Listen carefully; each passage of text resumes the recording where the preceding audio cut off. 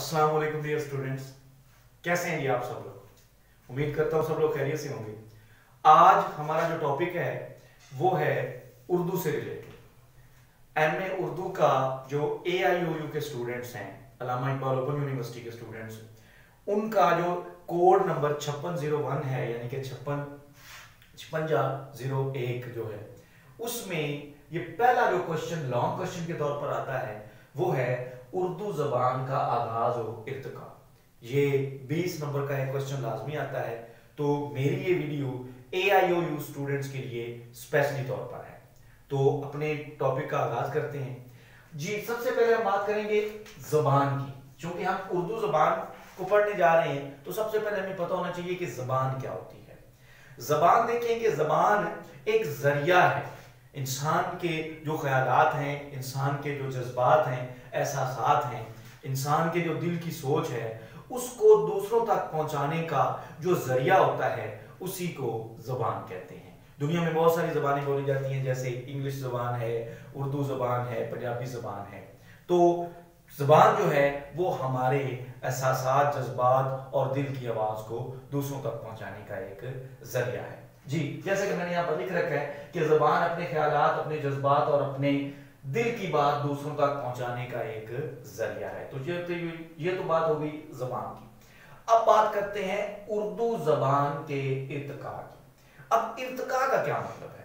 इर्तिका का मतलब ये है कि किसी चीज का स्टेप बाय स्टेप डेवलप होना, यानी कि दर्जा बदर्जा तरक्की करना, इसको इर्तिका कहते हैं।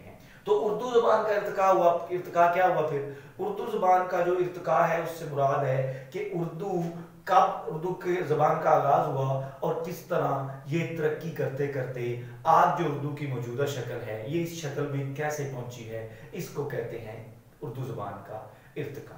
आगाज आपको पता है, आगाज का मतलब है शुरुआत। तो इस टॉपिक के अंदर हम उर्दू जबान के इर्तिका और आगाज की बात करेंगे। तो अगर हम बात करें उर्दू जबान की, तो उर्दू जबान एक मखलूत जबान है, यानी कि जो जबान ऐसी जबान है जो किसी एक कौम की जबान नहीं है, किसी एक खास इलाके की जबान नहीं है, बल्कि ये काफी सारी कौमों और काफी सारे इलाके में रहने वाले लोगों के मिलने से वजूद में आई है। तो आप कह सकते हैं कि उर्दू एक मखलूत यानी कि मिली जुली जबान है।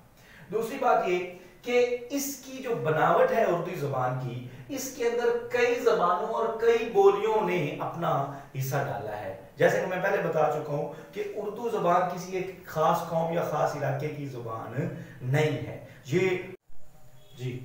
तो हम बात कर रहे हैं कि जो उर्दू जबान है ये किसी एक इलाके की जबान नहीं है, बल्कि काफी सारे इलाकों और काफी सारे जो लोग हैं उनके मिलने से उर्दू जबान वजूद में आई है। ठीक हो गया।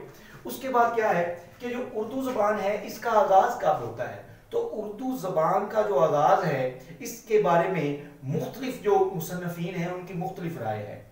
इसमें ज्यादा अक्सर जो मुसन्निफीन हैं वो ये कहते हैं कि उर्दू जबान का बाकायदा आगाज तब हुआ है जब मुसलमान हिंदुस्तान में आए हैं। तो जब मुसलमान हिंदुस्तान में आए हैं तो उस वक्त हिंदुस्तान पर बहुत सारी जबानें बोली जाती थी, उनको प्राकृत का नाम दिया जाता है। क्या नाम दिया जाता है? प्राकृत। प्राकृत क्या है? ये वो जबानें हैं जो हिंदुस्तान में उस वक्त लोग बोल रहे थे जब हिंदुस्तान में संस्कृत को ज्यादा लोग बोलते थे, यानी कि जो अमीर तबका था, जो आला बादशाह वगैरह लोग थे, उनकी जो जबान थी वो संस्कृत थी। ठीक हो गया। लेकिन जो आम आदमी की जबान थी वो संस्कृत नहीं थी, बल्कि संस्कृत की आगे बिगड़ी हुई शक्लें थी जिनको प्राकृत का नाम दिया। तो प्राकृत क्या थी? ये जबानें मकामी लोगों की जबान के तौर पर बोली जाती थी। ठीक हो गया। फिर क्या हुआ?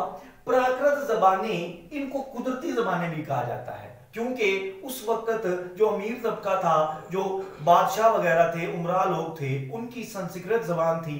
तो संस्कृत की जो शक्लें बिगड़कर जो जबानें वजूद में आई, जो मकामी लोगों की जबानें थी, उनको प्राकृत कहा गया।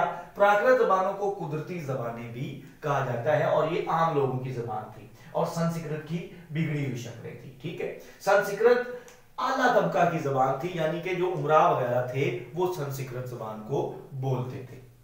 ठीक है। फिर जो प्राकृत थी, वो जो मकामी लोगों की जबानें थी, वो जो उनके आगे उन्होंने मुख्तलिफ जबानों को जन्म दिया, या आप कह सकते हैं कि जो प्राकृत है उन्होंने मजीद आगे जबानें उनसे प्राकृत से वजूद में आई। उन्हीं जबानों में से एक जबान उर्दू भी है।